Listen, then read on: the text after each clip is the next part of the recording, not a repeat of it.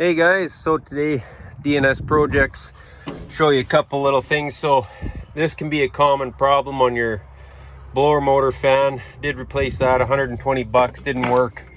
So what you got to do is you got 4 bolts there. This is a 2020 Kenworth. Pop those 4 bolts out, pull your glove box out, and then you can just pull this unit down. Just kind of pops down. You don't want to wreck anything there. And you can get to it right through there. This all comes off. Anyways, wasn't really our problem. So where you go to get to your blower motor, a little bit of work on this truck. So you got to take off, climb up here for you. You take off this one, you got your Y.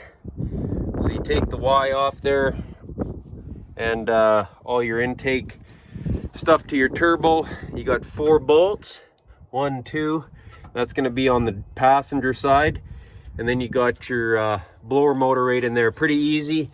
So this one wasn't working. This wire right here, that sucker was a little bit corroded, or not corroded, but dusty.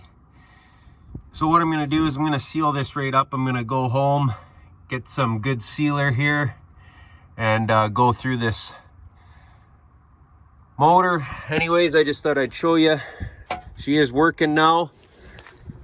Blower motor works. Super happy. There it is. Passenger side, 4 bolts. So a couple clamps, 1, 2, 3 on the bottom. You could probably pull that all off. I didn't really know. There's your blower motor. And if you're wondering if it's that or the switch, the blower motor was around 500 bucks and your switches are $1,000.